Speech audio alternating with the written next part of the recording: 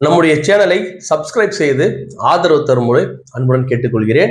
இப்ப நம்ம தொடர்ந்து பல அரசியல் நிகழ்ச்சிகள் நம்ம பேசிட்டு இருக்கோம். நீங்க பார்த்துட்டு இருக்கீங்க. சிலது உபயோகமா உங்களுக்கு கண்டிப்பா இருக்கும்னு நினைக்கிறேன். எல்லாமே உபயோகம் எல்லாம் இருக்காது. கண்டிப்பா ஏதோ ஒரு விதத்துல ஒரு உபயோகமா இருக்கக்கூடிய விஷயங்கள் தான் நான் சொல்றேன். நான் முடிந்த அளவுக்கு நம்ம மனசுல சில விஷயங்கள் இருந்தா கூட ஒரு பொதுவான ஒரு விஷயமா தான் பேசணும். எந்த கட்சிக்கும் ஆதரவாவோ எதிர்வாவோ இருக்கக்கூடாது. அதே நேரத்துல நம்ம மக்களுக்கும் ஒரு செய்தி சொல்லணும். ஒரு நல்லதையும் சொல்லணும், கெட்டதையும் சொல்லணும். முடிஞ்ச அளவுக்கு நான் எனக்கு நல்லதுன்னு படுறது உங்களுக்கு கெட்டதுன்னு படலாம். எனக்கு கெட்டதுன்னு படுறது உங்களுக்கு நல்லதுன்னு படலாம். அந்த வகையில நம்ம பேசும் பேச்சுகள் இருக்கக்கூடிய நல்ல கருத்தை எடுத்துங்க, நல்லா நல்ல கருத்தை கைவிட்டுடுங்க. சரி, இப்போ 2026 தேர்தல் நடந்து முடிஞ்சிச்சு. நம்ம ஏற்கனவே பல காணொலி போட்டுட்டோம். அதுக்கு முன்னாடி தேர்தல் நடக்கிறதுக்கு முன்னாடி பல கருத்து கணிப்புகள் எல்லாம் போட்டோம். அது எத்தனையோ பொய் ஆயிடுச்சு. நம்ம அதை உண்மையை ஒத்துக்கணும். அந்த ஃபிகர்லாம் நான் அப்புறமா உங்களுக்கு காட்ட விரும்புறேன். நம்ம போட்டது என்ன, அதுல நடந்தது என்ன, எத்தனை தொகுதியில் என்ன வாக்கு பெற்றிருக்காங்க ஸ்டாட்டிஸ்டிக்ஸ் மறுபடியும் வரப்போகுது. நம்மள முழுசா நம்ம பார்க்க போறோம். அரசியல் ஏன்னா ரொம்ப இளைஞர்கள் இந்த வாட்டி வாக்களிச்சிருக்கீங்க. ரொம்ப எப்பயுமே வாக்களிக்கிறது தான். இந்த தேர்தலை ரொம்ப ஸ்பெஷலா பார்க்கல. எல்லா வாட்டியும் இதே மாதிரி பேச்சுகள் வரும். அடுத்து நீங்க இதே வாக்காளர்கள் திரும்ப நீங்க வாக்களிக்கும் போது இதே மாதிரி வார்த்தைகள் எல்லாருமே பேசுவாங்க. ரொம்ப வித்தியாசமான தேர்தல் எல்லாம் பேசுவாங்க. அதெல்லாம் ஒண்ணும் கிடையாது. ஆனா முடிவுகள் வித்தியாசமான முடிவுகள். சரி, இந்த வித்தியாசமான முடிவு மறுபடியும் தமிழ்நாட்டை பிஜேபியினுடைய பாரதிய ஜனதா கட்சியினுடைய ஒரு கண் பார்வைக்கு கொண்டு வந்திருக்கு தமிழ்நாடுடைய எலெக்ஷன் ரிசல்ட். இப்போ நம்ம தொடர்ந்து ஒரு 5 வருஷத்துக்கு முன்னாடி பார்ப்போம். 2014 தான் பாரதிய ஜனதா கட்சியினுடைய ஆட்சி இந்தியாவில் வருது. முதல் தேர்தலில் 2019 காலகட்டத்தில் நம்முடைய பாரத பிரதமர் திரு நரேந்திர மோடி அவர்கள் ரொம்ப நல்லா பர்ஃபார்ம் பண்றாங்க. அவர் பேர் நல்லது இருக்கு, கெட்டது இருக்கு. அதனால 2019 ஒரு ஆட்சியை பிடிக்கிறாங்க. இந்த 2014 இருந்து 19 வரைக்கும் தமிழ்நாட்டுல பாத்தீங்கன்னா முதல் முறை ஆட்சி செஞ்ச காலகட்டத்திலேயே 2016 நடந்த சட்டமன்ற தேர்தலில் புரட்சி தலைவி அம்மா வெற்றி அடைகிறாங்க. 30 சொச்ச சீட்டுகள் பெற்று ஒரு ஆட்சி அமைக்கிறாங்க. அந்த ஆட்சியில அமைந்த 6 மாதத்துல அம்மா இறந்து போயிடுறாங்க. அம்மா இறந்து போன உடனே இப்ப எப்படி இருக்கோ இதை விட மோசமா இருந்தது அந்த காலகட்டத்துல. உங்களுக்கு ரொம்ப பேருக்கு தெரிஞ்சிருக்கும். இருந்தாலும் ரொம்ப சின்ன பசங்க இப்ப உள்ள வந்திருந்தாலும் எல்லா விஷயம் கொஞ்சம் விலாவரியா சொல்றேன். பொறுமையா கேளுங்க. உங்களுக்கு நல்லதா தான் ஒரு சில பாயிண்ட் கண்டிப்பா உங்களுக்கு ஏத்த மாதிரிதான் இருக்கும். 2016 அம்மாவோட ஆட்சிக்கு பிரகாரம் திரு ஓபிஎஸ் அவர்கள் முதலமைச்சரா ஆகிறார்.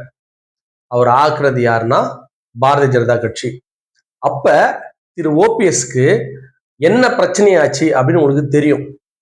சட்டமன்றத்துல சட்டசபை உங்களுக்கு இதை இப்ப நம்ம 107 தொகுதிகளை பெற்றிருக்கும் திரு தாவேகா திரு விஜய் அவர்கள் அந்த சட்டமன்றம் ஒண்ணு வந்ததுக்கு அப்புறமா அந்த சட்டமன்றம் தான் டேஞ்சரஸ் பாயிண்ட்.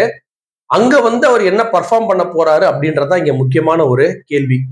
இப்ப 2016 நம்முடைய திரு ஓபிஎஸ் அவர்கள் முதலமைச்சர் ஆகிறாரு. ஆக்குனது சசிகலா அம்மான்னு சொல்றாங்க. ஆனா சசிகலா அம்மா அப்பயே விரும்பினது எடப்பாடி தான் முதலமைச்சராக விரும்பினாங்க. ஆனா அப்போ நம்முடைய வெங்கையா நாயுடு அப்படின்ற ஒரு துணை குடியரசுத் தலைவர் அப்ப இருந்தார். அவர் துணை குடியரசுத் தலைவர் இல்லை, அப்ப அதுக்கப்புறம் தான் ஆனாரு. அப்போ பாரதிய ஜனதா கட்சியில ஒரு முக்கியமான ஒரு பொறுப்புல இருக்கிறாரு. அவர் அம்மா இறந்த அன்னைக்கு நைட்டே சசிகலா அம்மாட்ட பேசிட்டு ஒரு கட்சி எடுத்த முடிவு இவரை எடப்பாடி பழனிசாமி ஐயா முதலமைச்சர் ஆனா நைட்டோட நைட்டா நைட்டே திரு ஓபிஎஸ் அவர்களுக்கு முதலமைச்சர் பதவியா எடுத்து கொடுத்துட்டு போன காலகட்டம் 2016. என்னன்னா மெஜாரிட்டி இருக்குமா இருக்காதா, அங்க பிரச்சனை வந்துடுச்சு, அந்த இடத்துல ஒரு பிரச்சனை வந்துடுச்சு அப்படின்னா முன் வழியா ஜெயிச்சு வர்றது ஒரு வழி, பின் வழியா ஜெயிக்காம வர்றது ஒரு வழி. இது அரசியல்ல சகஜம். அரசியல்ன்றது எல்லாமே சகஜம். வெறும் மக்களோட வாக்கு மட்டும் அரசியல் கிடையாது அப்படின்றத மக்கள் உணர்ந்துக்கணும். அந்த வகையில பாத்தீங்க அப்படின்னு சொல்லி இந்த முறை தாவேகா ஒரு 140 130 தொகுதியில் வெற்றி பெற்றிருந்தா கூட இப்ப இருக்கிற இந்த சிக்கல் வராது.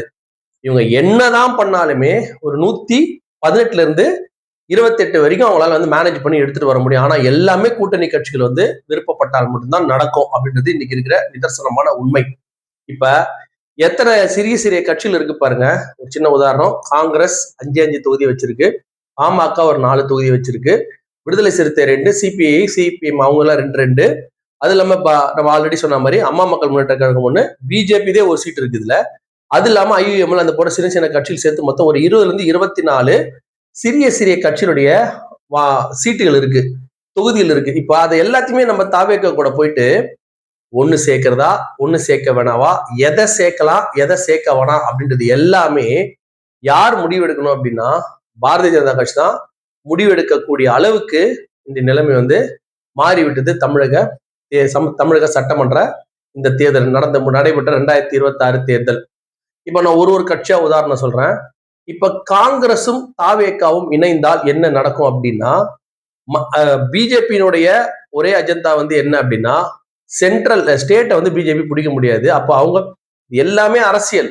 இதுல வந்து பிஜேபி குறை சொல்றோம் கிடையாது. இதுதான் அரசியல். இதுதான் வந்து ஒரு கட்சியும் செய்யற விஷயம் அப்படின்றத நீங்க மறந்துடுறேன். எந்த கட்சியும் வந்து நான் வந்து குறைச்சி மதிப்பிடல. அவங்க நல்லதா பார்ப்பாங்க. காங்கிரஸ் வந்து அவரோட நலனை பார்த்துதான் தாவேக்காக போகுது. அப்ப அதே நேரத்துல பாரதிய ஜனதா கட்சி அதோட நலனை பார்த்துதான் இந்த இடத்துல ரியாக்ட் பண்ணும். ஏன்னா அந்த பவர் இருக்கு, அந்த பவர் அவங்க யூஸ் பண்ணுவாங்க. அந்த வகையில பார்க்கும்போது தாவேக்காவும் காங்கிரஸும் இணையும் போது காங்கிரஸுக்கு தமிழ்நாட்டுல ரெண்டு பெரிய கட்சிகள் வந்து ஆதரவு தருவது வந்து பாரதிய ஜனதாவுக்கு வந்து ஒரு சரியான ஒரு விஷயமா இருக்காது. அப்ப நடைபெற 2029 பாராளுமன்ற தேர்தலில் இப்ப தாவேக்கா 107 சீட்டு ஜெயிச்சிருக்கு. திமுக கிட்டத்தட்ட ஒரு 59 சீட்டு ஜெயிச்சிருக்கு. திமுகவோட நம்ம வலிமை வந்து சாதாரணமா எடை போடுறவங்க தான் மிஸ்டேக். அந்த கட்சி வலுவான கட்சி. இந்த மாதிரி பல விஷயம் வந்து மீண்டு எழுந்து வந்த கட்சி. நல்ல தலைவர் இன்னும் உயிரோடு இருக்கக்கூடிய கட்சி. அட்டகாசமான தொண்டர்கள் எல்லாருமே இருக்கக்கூடிய கட்சி வந்து திமுக. ஆனா அதே இடத்துல அதிமுக பாத்தீங்கன்னா எல்லா தொண்டர்களும் பிரிஞ்சுட்டாங்க. கட்சியோட தலைமையை பலமா பிரிஞ்சிருக்கு. ஆனா திமுக அது இருக்கவே இருக்காது. 20 வருஷத்துக்கு முன்னாடி யார் திமுக தான் அப்படியே இருப்பாங்க. திமுக வந்து பெரும்பாலும் வந்து வெளில போறது ரொம்ப ஒரு கடினமான செயலா இருக்கும். 10 வருஷம் அதிமுக ஆட்சியாளர் கூட ரொம்ப திமுக ஆட்கள் வெளில போயிருக்க மாட்டாங்க. இது ஒரு பேக் இது வச்சுக்க. இந்த பின்னணியில வந்து திமுக அப்படின்ற கட்சி வந்து அவ்வளவு சீக்கிரம் காங்கிரஸ் எழுந்துருமா அப்படின்றது ஒரு மிகப்பெரிய கேள்விக்குறி. ஒருவேளை இழந்துட்டு தாவேக்கா கூட போனாங்க அப்படின்னு சொன்னா காங்கிரஸ்க்கு 2 ஆப்ஷன் இருக்கு 2029 தேர்தலில். ஒண்ணு வந்து தாவேக்கா, ஒண்ணு வந்து நம்முடைய திமுக. அப்படின்னும் போது என்ன பிரச்சனை ஆகும்னா பாரதிய ஜனதா கட்சி இதை விரும்பாது.